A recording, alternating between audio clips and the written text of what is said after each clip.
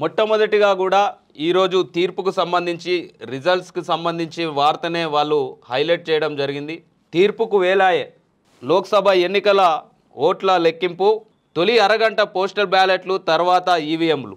64.2 కోట్ల ఓట్లతో ప్రపంచ రికార్డు. భారత ఎన్నికలు ఒక అద్భుతం. G7 దేశాల ఓట్లతో పోలిస్తే ఇక్కడ ఓటేసిన వారి సంఖ్య 1.5 రెట్లు. EU 27 దేశాల ఓట్లతో పోలిస్తే 2.5 రెట్లు. 75 మంది విదేశీ ప్రతినిధులు ఈ ఎన్నికల్ని పరిశీలించారు. పత్తాలేని మనుషులం కాదు, అందుబాటులోనే ఉన్నాం. త్వరలో జమ్మూ కాశ్మీర్ అసెంబ్లీ ఎన్నికల ప్రక్రియ.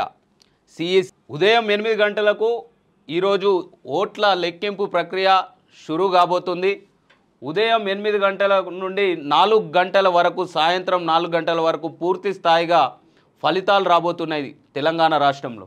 మధ్యాహ్నం 1 గంటకు నిజామాబాద్ రిజల్ట్స్. నేడే ఓట్ల లెక్కింపు ప్రక్రియ. తెలంగాణ రాష్ట్ర ప్రజలంతా కూడా చాలా ఆతృతగా ఎదురు చూస్తున్నారు.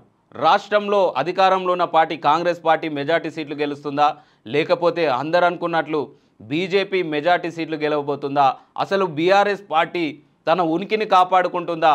అసెంబ్లీ ఎన్నికల్లో అధికారం కోల్పోయిన బీఆర్ఎస్ పార్టీ కేసీఆర్ గారు బస్సు యాత్ర చేసి మరి రాష్ట్రంలో ఆ పార్టీ యొక్క మైలేజ్ పెంచే ప్రయత్నం చేశారు. అయినా కూడా తెలంగాణ రాష్ట్ర ప్రజలు ఎగ్జిట్ పోల్స్ చూసినట్లయితే తీర్పు కేవలం 2 పార్టీల మధ్య పోటీ జరిగినట్లు తెలంగాణ రాష్ట్ర ప్రజలు తీర్పు ఇచ్చినట్టు మనకు స్పష్టంగా తెలిసింది. కాంగ్రెస్ పార్టీ రాష్ట్రంలో అధికారంలో ఉంది, కేంద్రంలో అధికారంలోకి రాబోతున్నామని కాంగ్రెస్ పార్టీ నాయకులంతా కూడా ధీమాగా వ్యక్తం చేస్తున్నారు. మోడీ కూడా మరోసారి భారతదేశానికి నేనే ప్రధానమంత్రి, ఈసారి మాకు 400 సీట్లు రాబోతున్నాయని ఎన్నికల ముందే వారు ప్రకటించడం జరిగింది. రాహుల్ గాంధీ గారు ఈ యొక్క ఎగ్జిట్ పోల్స్ని మోడీ పోల్స్లా కొట్టిపారేసి 295 స్థానాలు మేము గెలవబోతున్నామని రాహుల్ గాంధీ గారు కాన్ఫిడెంట్గా చెప్పడం జరిగింది. ఇవన్నీ చూసేసరికి దేశంలో కావచ్చు రాష్ట్ర ప్రజలంతా కూడా చాలా ఆతృతగా ఎదురు చూస్తున్నారు. తెలంగాణ రాష్ట్రంలో కాంగ్రెస్ పార్టీ మెజార్టీ సీట్లు గెలిస్తే ఏమవుతుంది, గెలవపోతే ఏమవుతుంది అనేది రాష్ట్ర ప్రజల లోపల ఒక ఉత్కంఠ నెలకొంది. రాష్ట్రంలో అధికార పార్టీ ఉన్నా కూడా రాష్ట్రంలో మరి ఈ యొక్క 6 నెలల్లోనే ప్రజా తీర్పు అధికార పార్టీ కాంగ్రెస్ పార్టీ వైపు ఉందా, లేకపోతే ప్రతిపక్ష పార్టీలు ఈ యొక్క రాష్ట్రంలో అధికారంలో ఉన్న పార్టీ పట్ల ఏమైనా వ్యతిరేకతతో ఉన్నారా అనేది నేడు తెలంగాణ రాష్ట్ర ప్రజలు ఏ విధంగా తీర్పు ఇచ్చారనేది స్పష్టంగా తెలియబోతుంది. దీన్ని పట్టి పరిశీలిస్తే రాష్ట్రంలో కాంగ్రెస్ పార్టీకి ఎంతవరకు ప్రజా మద్దతు ఉంది? ముఖ్యమంత్రి రేవంత్ రెడ్డి గారు చెప్పినట్టు వారు మొట్టమొదట 13 సీట్లను గెలుస్తానని చెప్పారు. పార్లమెంట్ ఎన్నికల పోలింగ్ ముగిసిన తర్వాత 9 నుండి 13 సీట్లను గెలుచుకుంటామని వారు కాన్ఫిడెంట్గా చెప్పడం జరిగింది. మరి వారు చెప్పినట్టు కాంగ్రెస్ పార్టీ 9 నుండి 13 సీట్లను గెలుచుకుంటుందా, ఏమైనా ఫిగర్ తగ్గుతుందా, లేకపోతే Bharatiya Janata party double digit స్థానం సాధిస్తుందా, లేకపోతే సింగిల్ డిజిట్కే పరిమితమై గతంలో కంటే ఎక్కువ సీట్లు గెలుచుకుంటుందా, లేకపోతే తక్కువ సీట్లను గెలుచుకుంటుందా అనేది తెలియబోతుంది.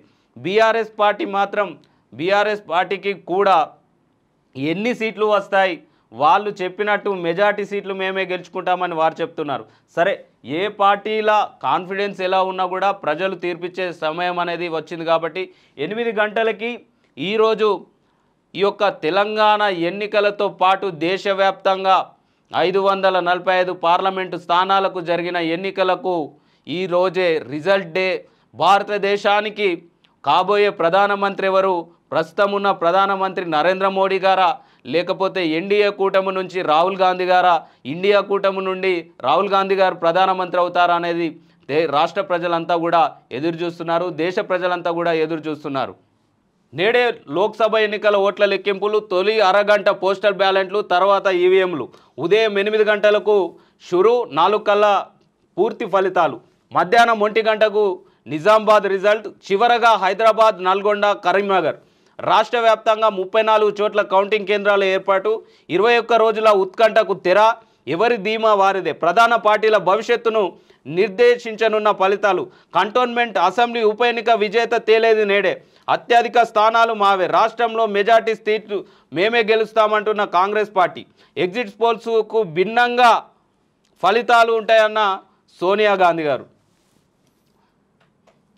ఈరోజు ఉదయం 8 గంటలకు ప్రారంభమై ముందుగా ఏదైతే బ్యాలెట్ బాక్స్ ఓట్లను లెక్కించిన తర్వాత 8 గంటలకు ఏదైతే ఓట్ల లెక్కింపు ప్రక్రియ మొదలై సాయంత్రం 4 గంటలకు తెలంగాణ రాష్ట్రంలో ఈ యొక్క ఓట్ల ప్రక్రియ లెక్కింపు ప్రక్రియ అనేది ముగియబోతుంది.